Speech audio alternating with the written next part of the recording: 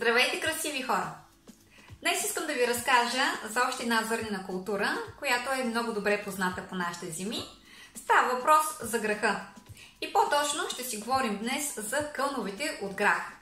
Знам, че познавате вкуса му, но съм убедена, че малцина от вас познавате вкуса на грахчетата и по-точно на техните кълнове. На мен лично много повече ми харесват, а да не говорим, че и кълновете от грах са много по-полезни от самото зърно. Защо са полезни ли? Защото кълновете от грах са богати на антиоксиданти, а знаете, че антиоксидантите ни помагат в борбата с свободните радикали. Освен това, в кълновете от грах ще открием бета-каротин и сега знам, че чухте каротин и сещате за витамин А, добро зрение и така нататък. И ако видват такива мисли, бих казала, че да, мислите в правилна посока. Защото бета-каротина ни помага не само да имаме добро зрение, но по-добре да функционира нашата храносмилателна система, нашата имунна система, а също така и той е отговорен за това да се намалява кръвната захар в кръвта ми, което прави кълновете от грах много добра храна за всички хора, страдащи от диабет. Но това не е всичко. В кълновете от грах ще открием значителни количества на калций, калий, фосфор, магнезий. А как те правят тялото ни още по-здраво и красиво, ще разберете след мъничко от видеото. Но преди това искам да ви кажа и да споделя, че когато търся някаква подробна информация за ползите от кълновете или от живите храни, намирам почти препокриваща се информация. Нещата са много идентични. Описани са ползи, които някакси в един момент разбирам, че която и жива храна да изберете, вие няма да сгрешите, защото всяка една от тях е богата на толкова много минерали и витамини. Много ми се искаше да открия институция или организация, която има дългогодишен опит в изследването на живите храни и също така как те влияят върху здравето на човека в дългосрочен план, но на този етап все още не съм открила нищо. Ще се радвам, ако някой от вас има някаква информация ме насочи, защото съм изключително любопитна и няма да спра да търся такава организация или институция. Знам, че някъде по света има, не може да няма. И в момента, в който стигна до тях и видя какво те са открили, с радост ще го споделя с вас. Може някой път и сама да опитам някакъв експеримент. Ще видим. Не знам какво ще ми хрумне. А сега вижте какви са ползите от кълновете от грах и защо трябва да се научите да си правите кълнове в къщи. Приятно гледане! Знаете ли, че освен за здрави кости и зъби, калцият е важен за дейността на ензимите? Без него някои ключови ензими не биха могли да работят ефективно. Той е необходим за предаването на нервни импулси, активирайки действието на ензимите, които участват в синтеза на невротрансмитерите. Освен това, калцият влияе върху пропускливостта на клетъчните мембрани и е необходим за транспортирането на хранителни вещества и други съединения през тях. Калцият влияе върху свиването на мускулите и координира сърцебиението, действайки върху сърдечният мускул. Може да се очудите, но костите не се нуждаят само от калций, но и от фосфор. Фосфорът оказва ключова роля за тяхната здравина и е необходим най-вече през пубертета за хормона на растежа. Освен това, той спомага за правилните умствени функции.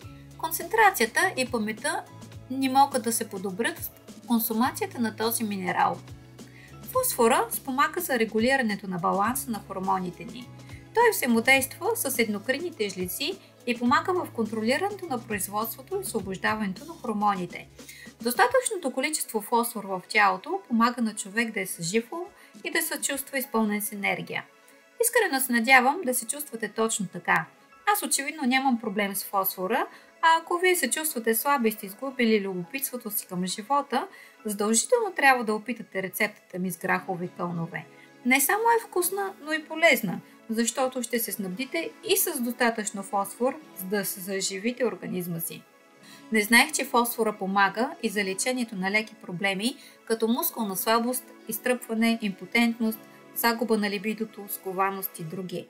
Той действа и като основен участник във всички химични реакции, протичащи в тялото ни. Една от най-важните му функции е, че спомага за усвояването на витамините и поддържане на доброто развитие и активност на нашите клетки. Кълновете от грах са източники на калий за организма ни. Калият е един от 7-те жизнено важни микроелемента в човешкия организъм и третият най-често срещан минерал в тялото. Интересното за него е, че той се квалифицира като електролит, защото е реактивен с водата. Когато се разтвори във вода, произвежда позитивно заредени иони. Това свойство помага за проводимостта на електричеството, което е важно за много процеси в нашето тяло. Калият отговаря за баланса на течностите, нервните сигнали, свиването на мускулите и контролиране на електрическата активност на нашето сърце. Освен това, този минерал спомага за намаляване на риска от инсулт, балансира кръвното налягане, предпазва от загуба на мускулна маса, съхранява костната плътност, намалява риска от камъни в бъбрици и подобрява функциите на нервната ни система. Те са богати не само на минерали. Всъщност в тях ще открием и значителни количества и на различни витамини, като с най-високо съдържание са витамините от група В и по-конкретно витамин В9. Ние го познаваме като фолиева киселина и сега знам, че веднага ще си кажете, че да, фолиевата киселина трябва да се приема от бременните жени, но истината е, че всички ние имаме нужда от нея, защото тя отговаря за синтез на аминокиселините, които знаем, че са основен компонент на протеините.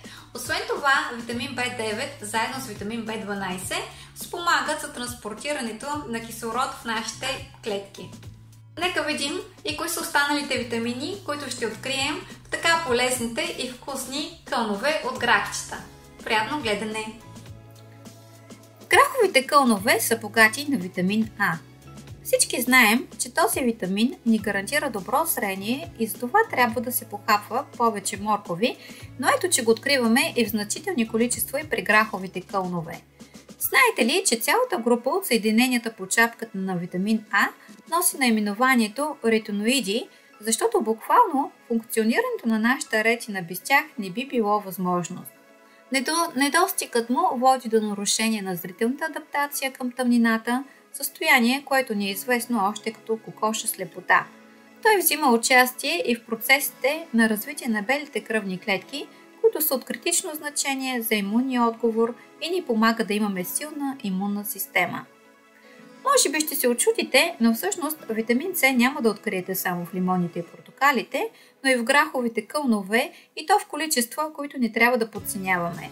Той е без съмнение един от най-известните участници в борба с настинките и грипните състояния, но също така е мощен антиоксидант, който ни помага да поддържаме кожата си здрава и красива. В граховите кълнове откриваме и витамин К, който ни помага, за да не се съсирва кръвта ни. Освен това, спомага за набавяне на калций за костите, като си взаимодейства с витамин Т.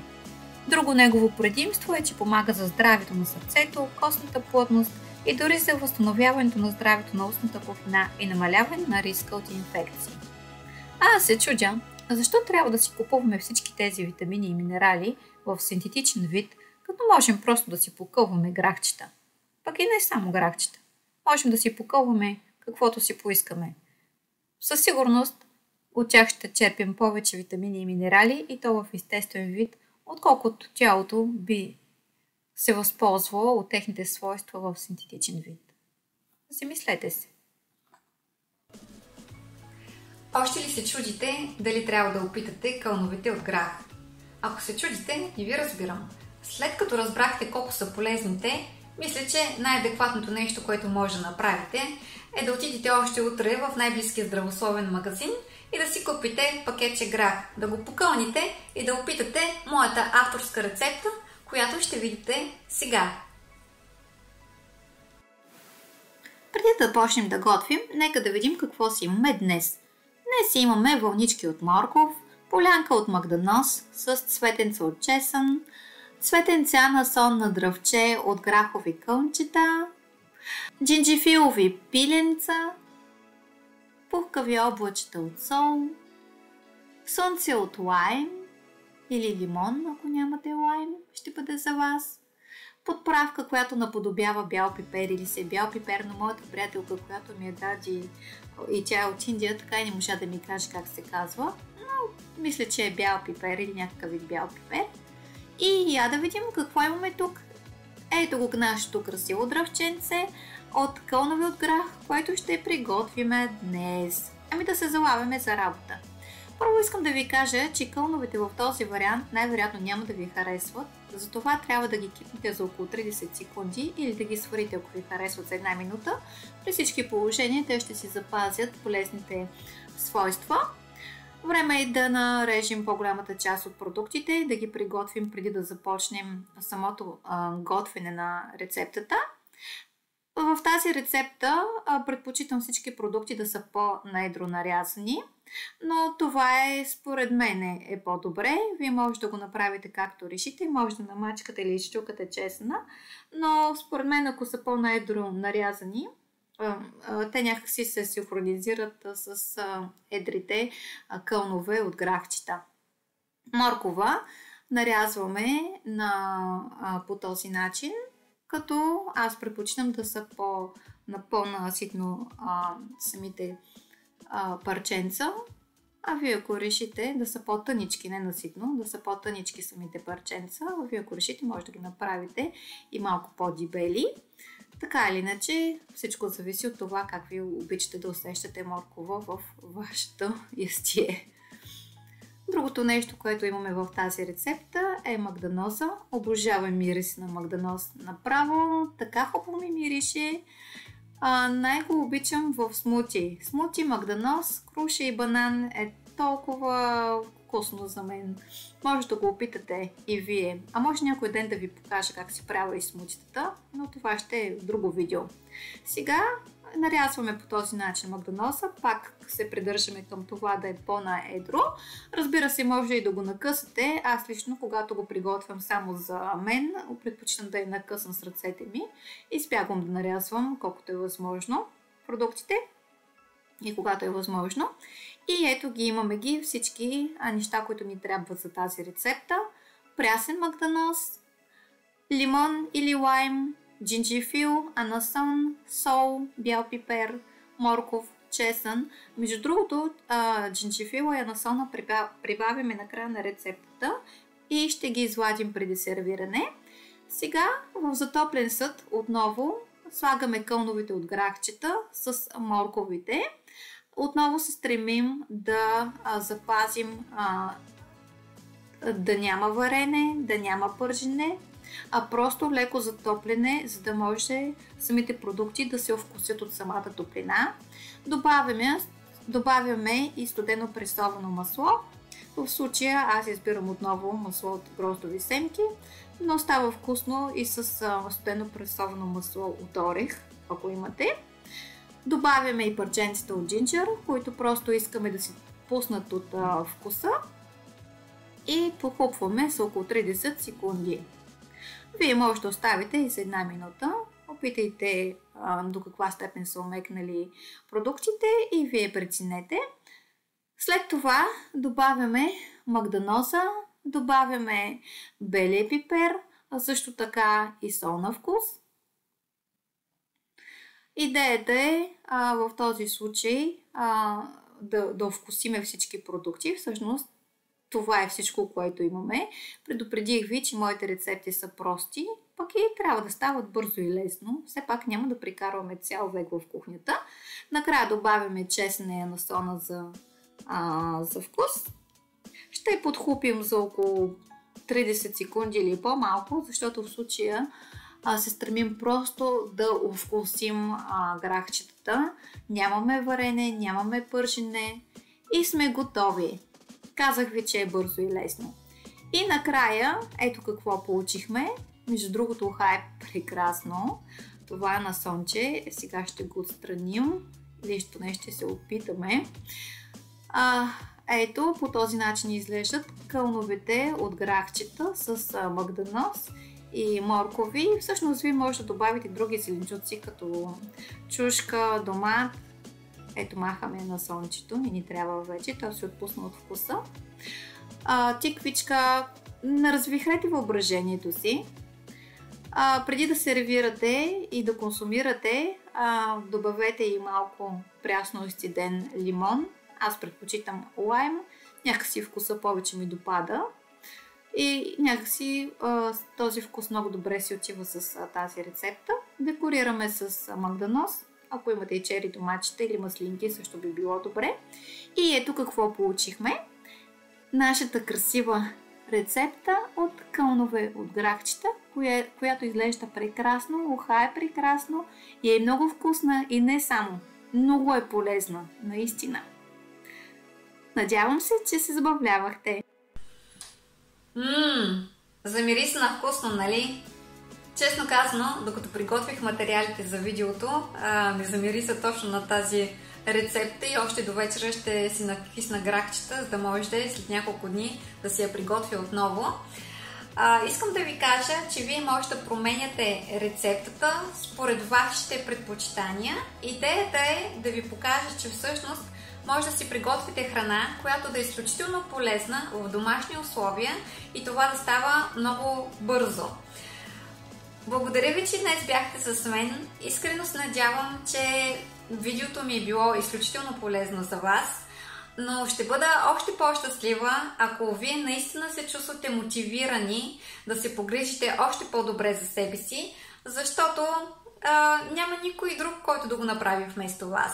Освен това, когато вие се грижите добре за себе си, вие ще бъдете по-щастливи, ще бъдете по-здрави и така ще бъдете способни да се грижите и за всички останали около вас по този пълноценен начин. Благодаря ви, че бяхте с мен. Искрено ви желая един прекрасен ден или прекрасен остатък от деня и ще се видим в следващото видео, което не знам за какво ще е още. Грижете се за себе си, обичайте се и до скоро!